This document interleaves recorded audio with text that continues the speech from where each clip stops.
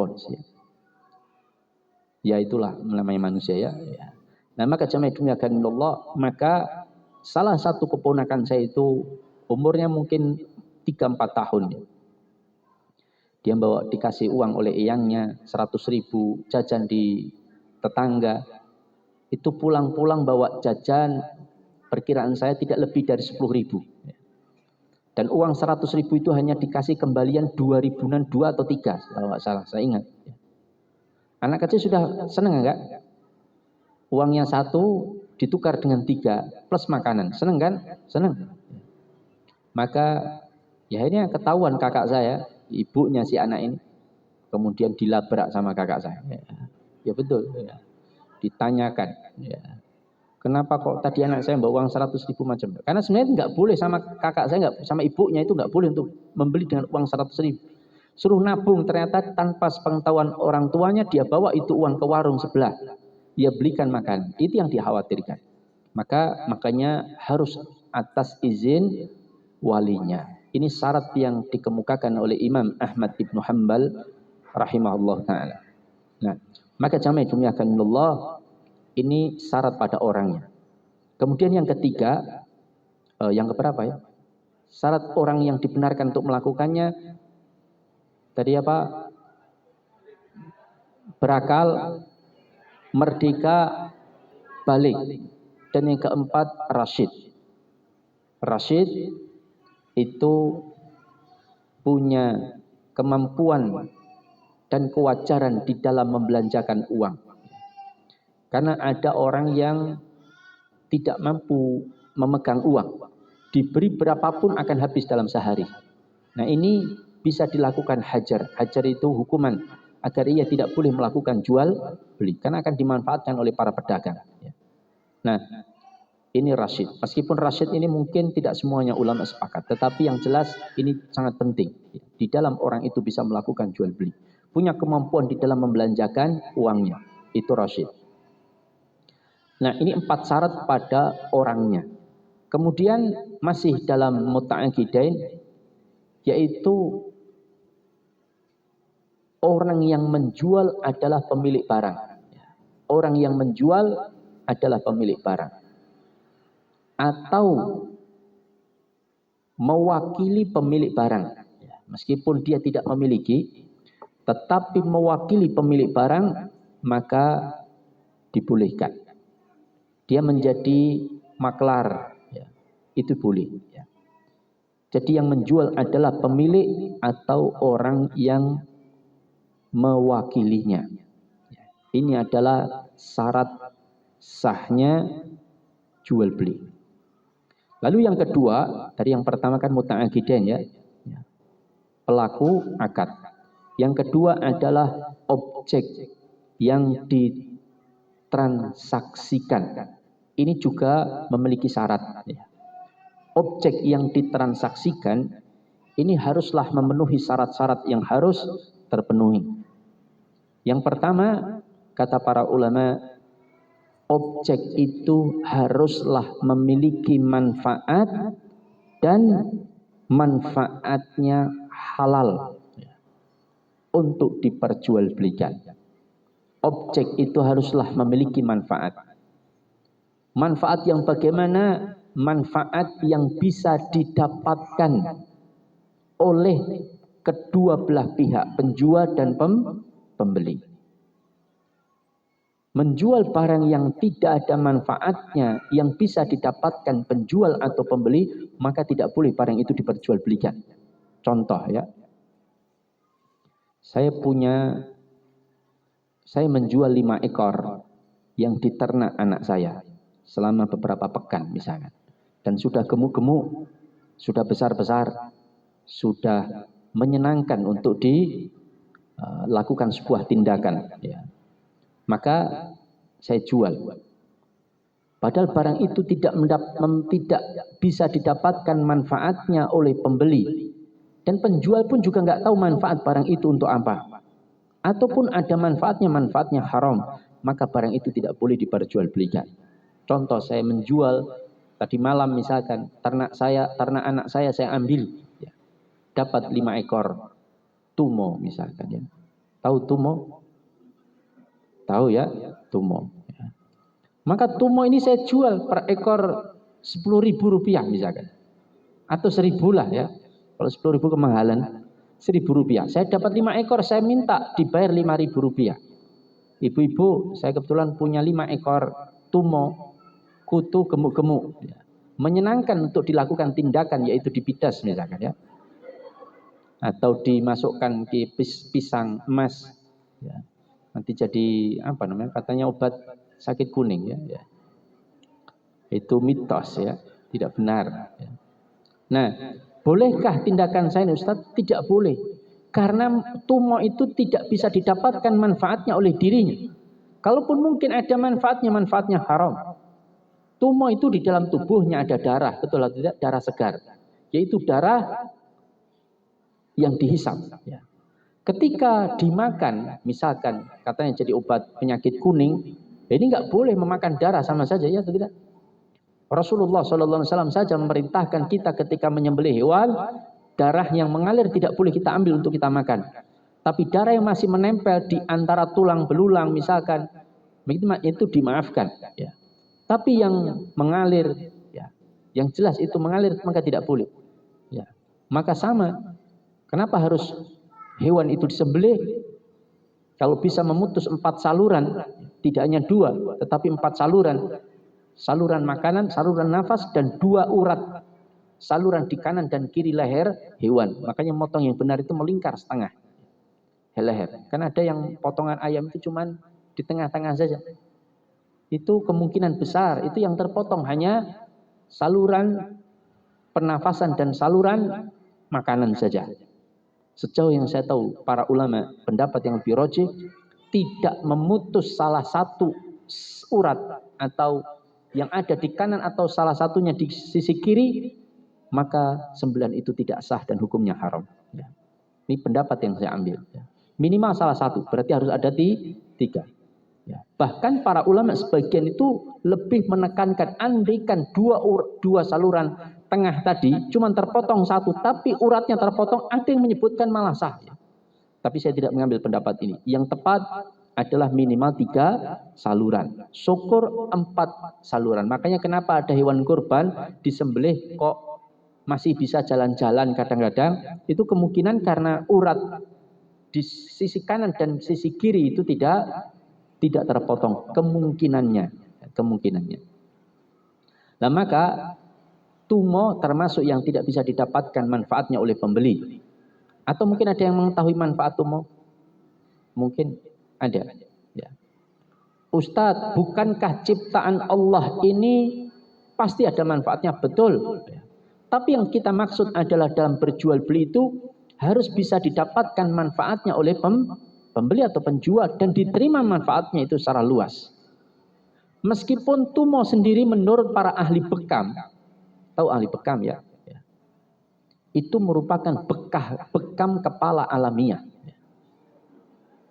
Betul, katanya begitu loh ya. Tapi betul apa tidak saya nggak tahu. Jadi anak kecil itu sesungguhnya sering dibekam oleh tumo ya. Ya dibekam, diambil darahnya begitu. Ya. Saya juga heran ya. Kenapa tumo itu tidak hidup di kepalanya orang dewasa? Ada yang tahu alasannya? Kenapa? Banyak masalah mungkin ya. Ya. Jadi kepala itu panas, utang, tengkar sama suami, ya. Kemudian masalah SPP bayaran, semacam-macam.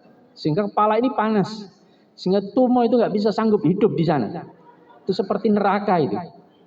Makanya dikasih kutu sekalipun nggak akan hidup di sana. Dia atau tidak? Saya itu berkali-kali anak saya itu kutunya kadang banyak ya. Padahal sudah saya surani berkali-kali ya masih ada terus. Karena menetasnya cepat.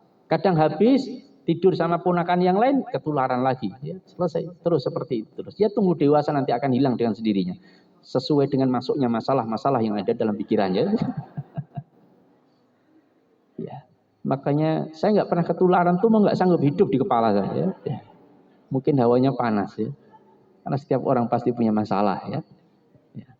Nah, Maka meskipun dia ada manfaatnya, tapi kan dalam jual belinya tidak ada manfaatnya, maka tidak boleh untuk diperjualbelikan. Maka harus ada manfaatnya dan manfaatnya halal. Ustaz, bagaimana dengan rosok Ustaz? Rosok ada manfaatnya, bisa didaur ulang, bisa untuk menjadi produk baru kan begitu?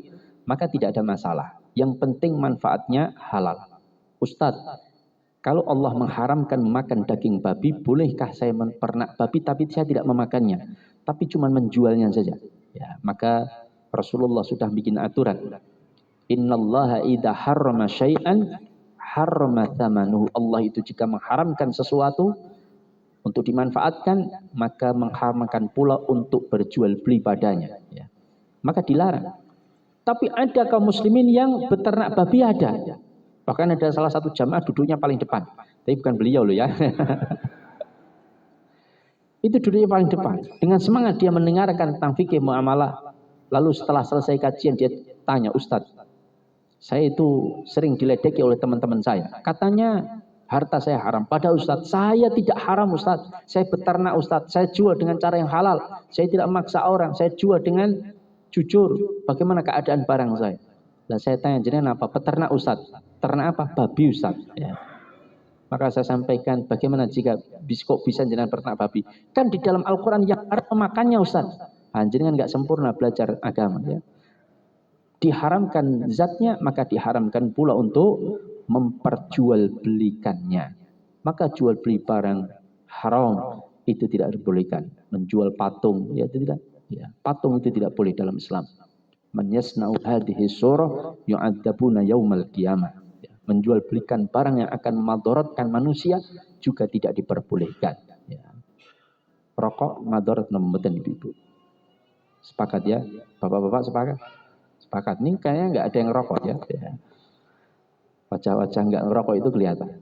Biasanya kalau wajah-wajah ngerokok itu agak kusem-kusem ya, sesuai dengan warna asapnya. Nah, jamaah demikian Allah, ini tentang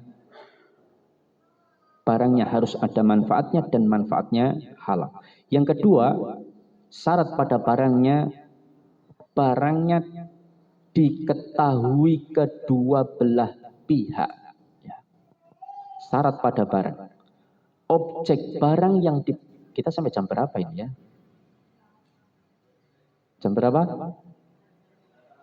Jam 8. Oh, ya. Kenapa? Ya. 5 menit lagi ya. Ya, nanti kita saya terjawab. Barangnya dapat diserah terimakan. Menjual barangnya diketahui kedua belah pihak. Ya, barangnya diketahui kedua belah pihak. Tidak boleh menjual barang yang tidak kelihatan. Menjual ikan dalam koran, dalam kolam. Menjual bulu domba yang masih dalam punggungnya, di badannya. Tidak boleh, karena tidak bisa ditaksir. Menjual apalagi yang tidak kelihatan itu, yang tidak. Barang BS atau cacat yang dibungkus, yang tidak boleh melihat cacat barangnya, tidak boleh. Seperti keramik ya, kan ada itu keramik yang BS itu ya, yang kadang ada cacat sedikit patah atau pecah atau gempil misalkan, atau warnanya tidak sama, tapi tidak boleh dibuka. Ini haram hukumnya. Ustadz, kalau saya beli keramik tidak pernah dibuka Ustadz. Nah itu kan yang dibungkus dengan sampelnya sama, maka tidak ada masalah. Tidak harus dibukai satu-satu, tidak. Karena sampelnya sama persis dengan yang dibungkus, nggak ada masalah. Menjual dengan sampel, ijma para ulama dibolehkan. Asalkan yang disampeli itu sama dengan sampelnya. Tapi kalau BS, nggak bisa sama. BS itu ada cacatnya kadang banyak, kadang pecah semua, kadang pecahnya cuma satu. Sehingga harus tampak jelas mana barang-barangnya. Makanya tukar-menukar, yang itu adalah definisi jual beli, maka tukar-menukar kado itu hukumnya haram. Ya, karena ia termasuk jual beli yang tidak jelas. Tapi kalau hibah kado boleh. Ya. Misalkan saya menikah, ya, jangan belum ngasih kado, misalkan bungkus mobil, ya misalkan loh ya. Meskipun nggak kelihatan bungkus mobil dikasihkan, saya terima dengan sukarela ya. Ya, karena meskipun dibungkus nggak kelihatan, hibah itu boleh. Ya. Tapi dalam jual beli tidak boleh kecuali jelas barangnya diketahui kedua belah pihak. Syarat yang ketiga, dapat diserah terimakan. Ya, dapat diserah terimakan. Menjual barang yang tidak dapat diserah terimakan tidak boleh. Ustadz, saya punya sapi Ustadz. Cukup antum bayar 3 juta saja. Murah sekali sapinya. Limosin Ustadz, sudah besar, umurnya 5 tahun. Sudah sangat musinnah, bahkan sangat tua. 5 tahun sudah, besar badan. Lalu sama sapinya? Lah itu dia Ustadz, kenapa murah? Itu hilang 3 hari yang lalu. Silahkan antum cari sendiri. Yang penting antum bayar 3 juta, ini ciri-ciri sapinya. Ini tidak boleh. Menanam pohon baru sepekan, padi baru ditanam, tapi sudah dijual hasilnya. Ini tidak boleh. Ini tidak diperbolehkan karena ini adalah sistem ijon. Kalau dalam bahasa orang Jawa, atau jual beli yang mengandung gharar. Maka jual beli harus jelas. Kemudian syarat pada barangnya, objeknya, harganya jelas. Harga itu jelas. Maka jual beli itu sah kalau harganya itu jelas diketahui kedua belah pihak. Harganya jelas. Kita daftar haji, itu sesungguhnya kita sedang bertransaksi jual beli, iya atau tidak? Jual beli manfaat atau ijarah. Kepada siapa? Pemerintah. Dalam hal ini diwakili Dirjen Haji. Sudah nggak jelas harganya? Sudah nggak Ibu? Jelas nggak harganya? Kalau harganya jelas, maka DP yang sudah kita serahkan 25 juta, itu boleh nggak dipakai sama pemerintah? Boleh. Paham? Kalau harganya jelas, misalkan saya daftar haji, jelas harganya berangkat tahun 2030, kemudian harganya 45 juta, saya DP 25 juta rupiah. Nanti sisanya saya bayar ketika berangkat. Boleh nggak dipakai 25 juta? Yang totalnya sekarang sudah mencapai 6 triliun atau 67 triliun itu. Boleh nggak? Boleh. Kok bisa boleh Ustaz? Boleh. Karena harganya jelas. Paham? Saya nyewa toko. Saya sewa 50 juta selama 2 tahun. Jelas nggak harganya? Jelas. Saya baru DP 40 juta. Kurang 10 juta. Nanti sisanya 10 juta pada bulan Januari ketika saya mulai pakai toko tersebut. Paham? Saya dealnya sekarang bulan Agustus, tanggal 1. Saya tanggal 1 bulan Agustus sudah saya bayar 40 juta kurang 10 juta selama 2 tahun sewa toko. Boleh nggak 40 juta ini dipakai oleh sama pemilik toko ini yang sudah saya bayarkan untuk piknik wisata keluarganya ke luar negeri? Boleh nggak? Boleh. Paham?